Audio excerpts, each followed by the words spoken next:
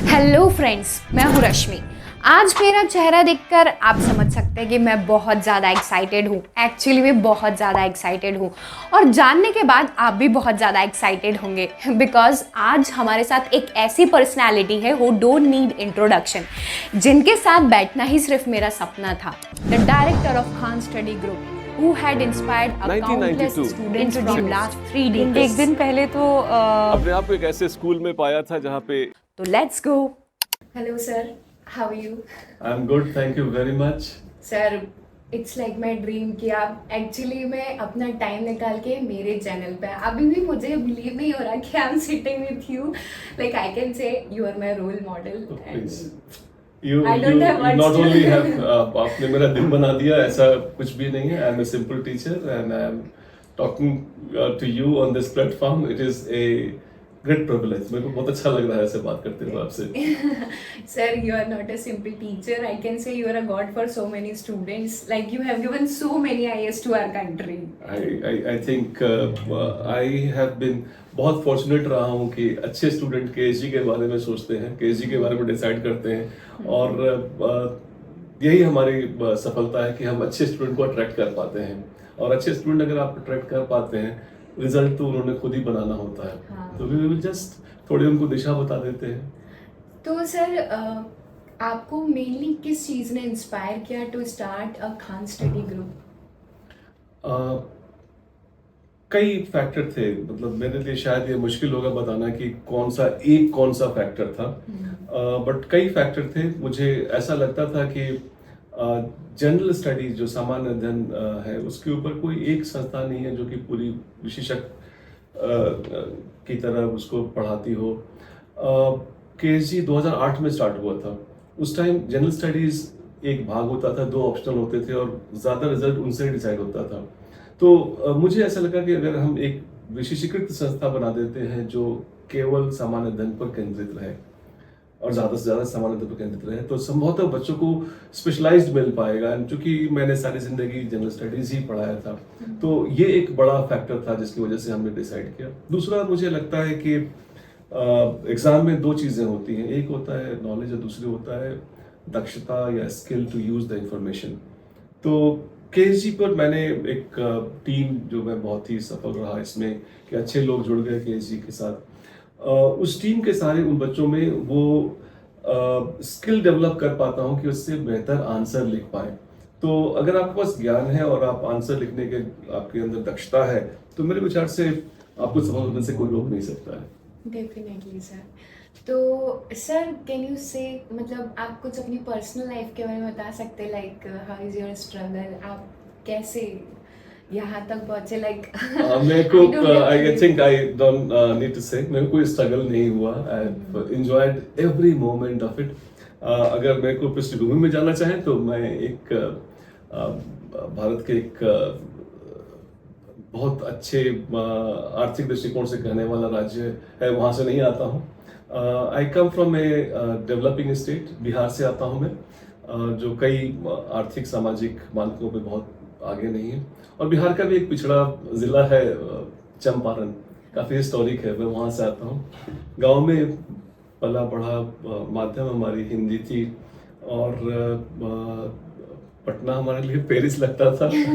तो वो उसके बाद ग्रेजुएशन करने के लिए पटना आ गया और फिर उसके बाद घर वालों को लगा मैं पढ़ सकता हूँ, तो उन्होंने दिल्ली भेज दिया, जहाँ पे पहली बार इतने बड़े शहर में आकर के मुझे इतनी सारी लाइटें और वो चीज़ें देख करके, और अंग्रेजी मेरे लिए बहुत मुश्किल हो गया था। It was very tough year of my life, 85 जब मैं आया था वहाँ पे। But somehow I was able to cover myself. जो कमियाँ थी, इंग्लिश सीखा और लिखना सीखा, बोलना सीखा, क्योंकि तथ्यात्मक रूप से मैं अच्छा था, मेरे पास जानकारी ठीक थी, बट एक्सप्रेशन हमारे पास नहीं था। इंग्लिश नहीं आती थी। हमारे यहाँ गांव में भोजपुरी बोलते हैं, आज भी भोजपुरी बोलते हैं। और आपको एक सीक्रेट बताऊं, मुझे सपने आज भी भोजपुरी में आते हैं, अंग्रेजी में सपने नहीं आते हैं मुझे, और अधिकाधिक हिंदी में सपने आते हैं। तो मैं फिर वहाँ से I think I got admitted in Delhi School of Economics, और फिर वहाँ मैंने पढ़ाया भी। I taught in the same institute where I was a student. Okay. Sir mainly आपने यूपीएससी की कोचिंग इसीलिए खोली बिकॉज आपने ज़्यादातर जीएस पढ़ाया? बड़ा कारण यही था, और दूसरा कारण ये भी था कि कुछ स्टूडेंट थे जो चाहते थे कि मैं किसी कोचिंग इंस्टीट्यूट में मैं पहले पढ़ा रहा था, जिनका नाम मैं नहीं लेना चाहूँगा यहाँ पे, और वो चाहते थे कि मुझे कुछ अलग से भी सपोर्ट किया जाए, and I think it was not possible कि मैं कहीं और पढ़ा रहा हूँ, कहीं और भी उनको सपोर्ट कर रहा हूँ, तो दोज वर द फैक्टर्स जिसकी वजह से मैंने स्टार्ट किया। सर मेनली जो मेरा क्वेश्चन या जितने भी एस्पिरेंट्स देख रहे होंगे उनका सभी का क्वेश्चन होगा कि UPSC is the second world toughest exam, तो एक्चुअली में ये उतनी टफ है कि सर फर्स्ट सेकंड अटेम्प्ट में कभी क्लियर ही ना हो? मुझे तो ऐसा नहीं लगता बेटा, ये एक्चुअली लोग शायद सुन के कुछ लोगों को अजीब भी लग सकता है, बट सच्चाई ये है कि ये ऑल इंडिया कंपटीशन नहीं है। हाँ। एक्चुअली लोग बोलते हैं ना कि all India competition tough competition नहीं है। ये एक्चुअली आप सोचो ना कि कैसे आप किसी ऐसे व्यक्ति से compete कर सकते हैं। आप इंदौर में बैठे हैं और कोई बैठा है फर्ज कर लीजिए कोहिमा में, कोई बैठा है फर्ज कर लीजिए कुरनूल में, और कोई बैठा है लेह में, उसको आप जानते भी नहीं है, उससे कैसे compete कर सकते हैं? कंपटीशन हो ही नहीं सकता है। एक्चुअली एक मेटा कंपटीशन है। मैं आपको ये शब्द थोड़ा एक्सप्लेन करना चाहूँ। मेटा मतलब बियॉन्ड, आजकल मेटा का वर्ड चल रहा है बहुत ज्यादा। तो कंपटीशन जो आपके सिलेबस का है, क्वेश्चन का है, उससे आगे का एक कंपटीशन है, वो कंपटीशन है खुद से। एंड दैट कंपटीशन अगर लोग नहीं करते हैं, लोग हमेशा सोचते हैं कि मैं बाकियों से बेटर कर लूँ। नहीं, आप अगर हर घंटे अपना एक बेटर वर्जन निकाल कर चलते हैं, you are competing with your own self, I promise there is nobody who can stop. आपका यूपीएससी पीटी और मेंस बाद में लेता है, इंटरव्यू बाद में लेता है, लेकिन आप अपने आप से compete हर घंटे कर रहे होते हैं। And people forget to compete with themselves, they talk about competing with others जो दूसरी कॉमन किताबों पे compete कर रहे होते हैं। नहीं, आपको अपने ऊपर compete करना, अपने आप से compete करना है, अपना better version बनाकर रोज सोना है। And if you are able to do that, I think there is nobody who can stop you from this. So remember, there is a meta competition, not the competition which the world talks about.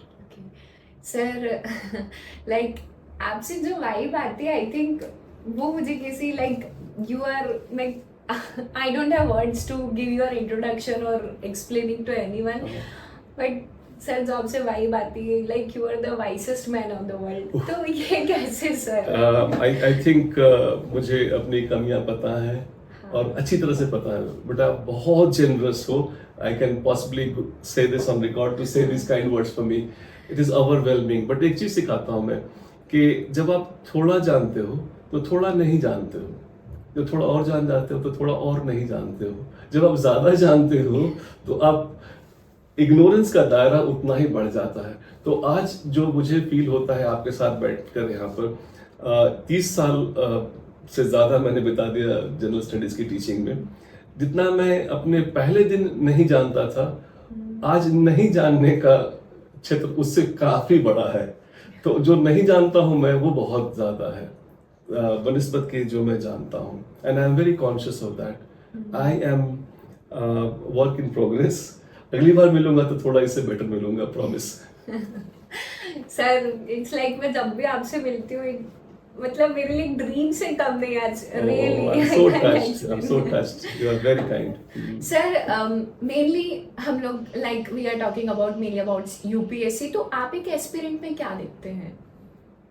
मतलब आप कैसा एक aspirant चाहते हैं? I think that's a very vital question. I'm glad that you have asked. Aspirant जितने भी हैं बेटा, सब एक बीज की तरह होते हैं, सीड की तरह होते हैं। सीड अगर रखा रह जाए तो कुछ नहीं होता उसका, लेकिन सीड को अगर उसको उसके जो भी रिक्वायर्ड इकोसिस्टम है वो मिल जाए और सीड मिटने के लिए तैयार हो, तो एक वृक्ष बन सकता है। To me all students have got extreme potential. उन सबके अंदर उतनी क्षमता होती है कि वो एक ट्री बन जाए, बट वो मिटने के लिए तैयार नहीं होते हैं।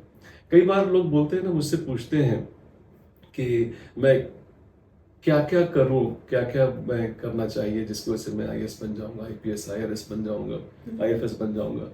मैं चाहता हूं कि आप क्या ऐड करें, क्या करें की जगह आप क्या क्या छोड़ने को तैयार हैं। You should be prepared on that कि जब भी आप एग्जाम देना की सोचें तो एक do not, will not shall not वाला लिस्ट बनाएं कि मेरे को ये नहीं करना, ये नहीं करना, ये नहीं करना, ये नहीं करना है। फिर उसके बाद जो भी समय बचेगा वो इस एग्जाम में लग जाएगा। तो मैं जो स्टूडेंट से एक्सपेक्ट करता हूँ कि they should be ready to pay the price. अब आप फिनिक्स मॉल में चले जाएं, विंडो शॉपिंग के कोई पैसे नहीं लगते, लेकिन कुछ अच्छी चीज वहां से उठाना चाहते हैं आपको तो उसकी कीमत देनी होगी ना। तो you should be prepared to pay the price. आप थोड़े अनपॉपुलर हो जाएंगे, थोड़ी नींदें कम हो जाएंगी, आराम कम हो जाएगा, आपके पार्टियां कम हो जाएंगी, आपका स्टेटस चेंज होना कम हो जाएगा। ये कुर्बानी अगर आप दे सकते हो तभी आप इस एग्जाम को सोचना कि क्या मैं रेडी हूँ पे करने के लिए, and that is important for me. तो सर आपने लाइक काफ़ी सारे आईएएस हमारे देश को दिए हैं, तो व्हाट इज़ कि एक जो सक्सेसफुल एस्पिरेंट होता है, what's the difference between failure and successful aspirant? देखो लाइफ में वैसे भी ना स्टार्टिंग के मार्क्स नहीं मिलते हैं, मेडल आपको एंड पॉइंट पे मिलता है। और ये जितने भी, मैंने एक डिस्क्लेमर देता हूँ कि मैंने किसी आईएएस को दिया नहीं, वो सब आईएएस थे, वो मेरा सौभाग्य था कि मुझसे मिले, वो उनका नहीं, मेरा सौभाग्य था। उनमें एक चीज मैंने कॉमन देखी है, सिर्फ एक चीज, बाकी सब बहुत अलग अलग होते हैं। और आई थिंक उस एक चीज को ही मैं आपको यहाँ एम्फसाइज करना चाहता हूँ। वो बड़े जिद्दी लोग हैं।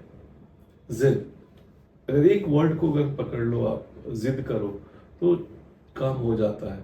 तो ऐसे लोग थे जो बड़े अचीवर हैं, दे सब के सब बहुत जिद्दी लोग थे, जिद्दी लोग हैं। तो अगर आपके अंदर जिद है तो आपको आपकी सफलता तक पहुंचने से कोई नहीं रोक सकता है। और वो दिक्कतें आएंगी, दुश्वारियां आएंगी, सांस फूलेगा आपका, क्योंकि जब भी आप चढ़ रहे हैं ऊपर तो सांस तो फूलेगा, कठिनाइयां आएंगी, हवाओं की विपरीत दिशा से ही जहाज उड़ते हैं। तो अगर आपके अंदर जिद है तो आप उड़ जाएंगे, वरना जहाज को उड़ने का कोई कारण नहीं है, ग्रेविटी है, उसको गिर जाना चाहिए। बट कुछ लोग हैं, अगर फिसल कर गिर भी जाए तो वो ग्रेविटी को ब्लेम करते हैं। नहीं, आई थिंक ग्रेविटी हमेशा रहती है। आपके अंदर अगर जिद है तो आप उड़ सकते हैं। फिर भी सर काफ़ी सारे लोग, लाइक मैंने भी बहुत लोगों को देखा है, काफ़ी मेहनत करने के बाद, बहुत हार्डवर्क करने के बाद भी दे डोंट गेट सक्सेस, तो उनके लिए आप क्या कहना चाहेंगे? बेटा, सक्सेस अगर कोई एक दिन में मिल जाए तो वैसे सक्सेस के लिए बहुत ज़्यादा ऊर्जा नहीं देनी चाहिए, बहुत ज़्यादा टाइम नहीं देना चाहिए। सक्सेस लंबे टाइम के बाद मिलता है। और अगर आप अपने आचरण का ऑडिट करते रहेंगे तो जो बाद में पता लगना पहले पता लग जाएगी। हर घंटे 2 घंटे के बाद रुक करके अपने आप से पूछो कि मेरे पिछले 2 घंटे में मैंने जो आचरण रखा था वो मेरे लक्ष्य के सीध में था कि नहीं। अगर लक्ष्य और आचरण एक सीध में नहीं है तो वैसे लोग भटक जाते हैं, उनको सफलता नहीं मिलती है। और साल के बाद पता लगता है कि मेरा तो एग्जाम पास नहीं हुआ। उससे पहले डेली अगर वो अपने आप से पूछते रहते कि आज मैंने कुछ ऐसा किया कि मैं वहां तक पहुंच जाऊं, अगर वो ऐसा रोज करते रहते तो शायद उनको वो जो सूचना 1 साल के बाद मिली वो दिन में 5 बार मिल रही होती और वो अपनी दिशा को सही कर लेते। तो ऐसा नहीं कि जो लोग सफल नहीं होते हैं उन्होंने काम नहीं किया, उन्होंने काम किया था, शायद दिशा उसकी अलग थी और उसको ऑडिट नहीं किया उन्होंने। तो समय रहते अगर आप ऑडिट करते रहे तो आपको जरूर आपके लक्ष्य की प्राप्ति होती है। सर कई लोगों को यूपीएससी मेनली से शिकायत होती है कि हर साल वो अपना पैटर्न चेंज करती है, तो लाइक आप मतलब केएसजी कैसे अपने स्टडी मटेरियल्स को अपडेट रखती है उसके इवॉल्विंग नेचर के साथ? देखिए, पहले तो जिन लोगों की बात करते हैं, कभी कोई सफल व्यक्ति कभी भी कंप्लेन नहीं करता है कि पैटर्न चेंज हो गया। और यूपीएससी सेम क्वेश्चन सभी को देती है, तो जिसको जो चाहिए उसको वही मिलता है। तो एक तारक मेहता का उल्टा चश्मा आता है, उसमें मेरा एक फेवरेट कैरेक्टर है बाघा। उसमें एक शब्द यूज करता है जिसकी जैसी सोच। तो फेलियर की सोच फेलियर की तरह होगी पास करने वाले की। तो अगर आप बहाने ढूंढ रहे हो तो आपको बहाने मिलेंगे। तो जिसकी जैसी सोच है, मैं तो बहुत बड़ी फिलॉसफी देखता हूँ इसमें। लेकिन किसी एक दिशा में काम नहीं करता। We work on a broad pattern. कितना भी पैटर्न चेंज हो जाए, we are within that and we are able to produce result every year. हर साल रिजल्ट पैदा इसलिए कर हो जाता है हमारे इंस्टीट्यूट से कि हम अच्छे बच्चों को लेकर के आते हैं और हमारा इंफॉर्मेशन जो है वो किसी एक पैटर्न को देख करके नहीं, एक ब्रॉड पैटर्न को है। अगर कोई चेंज भी होता है तो उस सिलेबस के अंदर तो रहेगा। और इतने साल बिता लिए हम लोगों ने कि हमें पता है कि कहाँ कहाँ से पॉसिबल हो सकते हैं। तो it is a very complete kind of information. तो जो बच्चे ज्वाइन करते हैं उनको मैं चाहूँगा ट्रस्ट रखें इस मटेरियल से, क्योंकि हम काफ़ी पैसे लेते हैं तो उसमें अगर कुछ ज़रूरत होगी तो उसमें हम और मटेरियल डाल देंगे। बट वो कई बार लोग डिस्ट्रिक्ट कलेक्टर बनते बनते मटेरियल कलेक्टर बन जाते हैं। मैं नहीं चाहता हूँ कि वो ये काम करें। हाँ सर, हाँ डेफिनेटली यूपीएससी के प्रिपेयर करते करते सो मेनी स्टूडेंट्स लाइब्रेरी बना लेते हैं अपने रूम को। तो लाइक अपने सोर्स को कैसे कम रखा जाए मेनली, क्योंकि सर ये डाउट हमेशा रहता है कि ये भी पढ़ ले ये भी पढ़ ले, इससे क्वेश्चन आ गया था। ये डेफिनेटली बेटा ये तब होता है ना जब हम मल्टीविटामिन खा रहे होते हैं। आप अपनी जांच कर लें कि आपको D3 कम है या B12 कम है। तो बार बार टेस्ट दे दे करके आपको पता लगना चाहिए कि मेरे लिए क्या जरूरी है।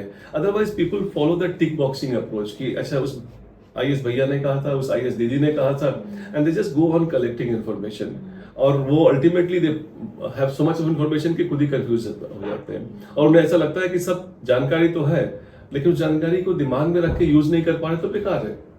तो मैं चाहूंगा कि अपनी कमियां, अपनी जरूरत को समझें क्वेश्चन बना करके, और जहां भी जरूरत हो डालने की वो वाली चीजें ही सिर्फ उसमें डालें।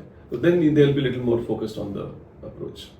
Sir UPSC like year by year अपने पैटर्न को काफ़ी टफ कर देता है अपने क्वेश्चंस पेपर। लाइक अभी 2023 का पेपर हमने देखा, काफ़ी टफ पेपर था, मेनली सीसैट का। तो काफ़ी सारे वीडियोस एंड मैंने भी काफ़ी सारे इंटरव्यूज़ देखे, तो देवर लाइक इतना टफ पेपर नहीं होना चाहिए सीसैट का।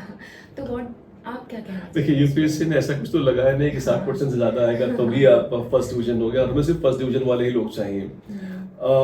जो रैंक 1 लाते हैं उनको 52-53% मिलता है। तो बाकियों से ज्यादा आप कर रहे हो, अपनी क्षमता का पूरा दोहन कर रहे हो, तो आपका काम हो जाता है।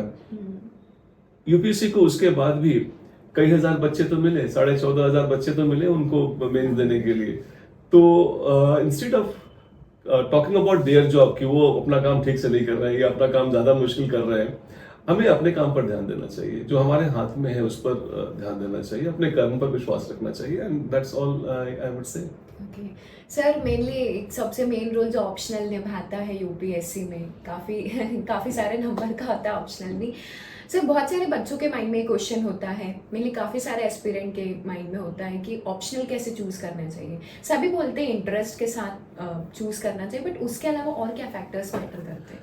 Definitely you have given the most important factor. आपको इस विषय की जानकारी है, इसलिए आपने सबसे इम्पोर्टेंट इंटरेस्ट सबसे इम्पोर्टेंट होता है। बिकॉज अगर आपको, लेकिन कई बार यही नहीं पता होता है हमें इंटरेस्ट है कि नहीं, and for that it is important that आपसे मैं बोलूं कि आप लजानिया पसंद है कि नहीं। अगर लजानिया नहीं खाया आपको तो पता ही नहीं है, तो टेस्ट करके देखो, कुछ ऑप्शनल पढ़ के देखो, और फिर उसके बाद जो भी आपको अच्छा लगता है वही उसमें अगर इंटरेस्ट है तो वो देख सकते हैं। दूसरा आप ये भी देख सकते हैं कि जीएस में उसका फायदा मिलता है कि नहीं। तीसरा फैक्टर देख सकते हैं कि उसके मटेरियल आपको मिल सकते हैं कि नहीं। चौथा फैक्टर देख सकते हैं कि आपके पास जो सपोर्ट सिस्टम है वो मिल रहा है कि नहीं, आपका अवेयरनेस है कि नहीं, और ट्रेंड कैसा चल रहा है। तो these are the basic factors, but the first and the foremost factor जो सबसे ज्यादा महत्वपूर्ण रहेगा वो वही रहेगा कि आपकी लाइकिंग है कि नहीं। अगर आप लाइकिंग है तो आप 1 घंटा रोज एक्स्ट्रा पढ़ रहे हैं, और 1 घंटा रोज एक्स्ट्रा पढ़ने का मतलब है कि आप वहाँ हैं जहाँ आपको होना चाहिए। डेफिनेटली सर यूपीएससी बहुत इंटेंस एग्जाम है। लाइक मैंने काफ़ी सारे लोगों को फेल होते हुए, सक्सेसफुल होते हुए देखा है। तो आप क्या यूपीएससी के बारे में बताएंगे, उसमें ऐसा क्या खास है? क्योंकि सभी कहते हैं कि लाइफ में सभी को एक ना एक बार यूपीएससी देना चाहिए। It's not because of UPSC. UPSC तो बहुत सारे और एग्जाम कराती है। सिविल सर्विस के बारे में ऐसा बोलते हैं लोग कि देना चाहिए, because of the nature of examination is like that. आप बताओ कि लाइफ में ऐसा कौन सा मौका आएगा जब आप हिस्ट्री भी पढ़ रहे हैं, ज्योग्राफी भी पढ़ रहे हैं, करंट अफेयर भी पढ़ रहे हैं, इकोनॉमिक्स भी पढ़ रहे हैं, एथिक्स भी पढ़ रहे हैं, टेक्नोलॉजी भी पढ़ रहे हैं, एनवायरनमेंट भी पढ़ रहे हैं, कल्चर भी पढ़ रहे हैं, कॉन्स्टिट्यूशन भी पढ़ रहे हैं, इंटरनेशनल रिलेशन, कहाँ पे कभी ऐसा मौका कहीं और नहीं मिलेगा। तो मैं चाहता हूँ कि जो लोग एग्जाम देते हैं, एग्जाम की तैयारी करते हैं, they become a different person as they evolve. तो this entire process is very good. और यूपीएससी का मैं धन्यवाद देता हूँ कि ये कई लेवल पे देखते हैं आपको। जैसे पहले लेवल पे देखते हैं कि आपकी जो चॉइसेस हैं वो ठीक है कि नहीं, मतलब वो क्वेश्चन भी दे देते हैं, आंसर भी दे देते हैं पीटी में। उसके बाद आपका देखते हैं आपके टेक्सचुअल एक्सप्रेशन या कवरेज ठीक है कि नहीं, जो कि मेंस में करते हैं आप। और तीसरे लेवल पर आप कैसे इंसान हैं, आपका जो इनर आपका जो सॉफ्टवेयर है वो कैसा है। हार्डवेयर का तो देख लेते हैं इन्फॉर्मेशन पूछ करके, बट वो सॉफ्टवेयर को भी देखते हैं इंटरव्यू के फॉर्म पे। And I think that's the way UPSC evolves. Okay sir, mainly KSG को बाकी कोचिंग इंस्टीट्यूट से क्या डिफरेंट बना के रखता है कि हर साल हमको इतने सक्सेस रेट देखने को मिलते हैं? I think the most important thing is the better students decide to come to KSG. So that's सबसे बड़ी चीज जो मुझे लगती है वो यही लगती है कि better students decide about KSG. A and second, हम लोग सिर्फ फोकस नहीं रखते हैं सूचना देने पर, क्योंकि सूचना आज के आपकी मोबाइल के अंदर इतनी ज्यादा है जिसको आप कभी भी जिंदगी में नहीं पढ़ पाएंगे। चैट जीपीटी आ गया तो और भी ज्यादा चीजें आपके पास आ गई हैं।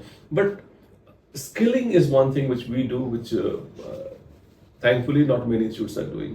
तो स्किलिंग के अंदर क्या है कि बच्चों को उस सूचना को कैसे यूज करें उसके ऊपर हम सिखाते हैं, काफी सिखाते हैं। जैसे आपको बताने की जरूरत नहीं है कि Indore is the commercial capital of Madhya Pradesh, but अगर मैं पूछूं कि comment on Indore being the commercial capital of Madhya Pradesh, और मैं या बोलूं कि analyse the Indore being the commercial capital, या फिर मैं बोलूं कमेंट और इवेलुएट और एग्जामिन या फिर क्रिटिकली असेस, हर बार आपका आंसर अलग होगा। तो जानकारी आपको शायद बहुत दूर तक नहीं ले जा सकती है, उसकी जानकारी को कैसे यूज किया जाए वो आपको आगे ले जाती है। And I think KSG is basically focused on answer writing skill development, and that is one thing which you can not learn from your mobile. Okay, definitely sir. Sir mainly all over India में KSG के इतनी सारी branches हैं, तो आप कैसे handle करते हैं लाइक इतनी सारी ब्रांचेस को एक साथ?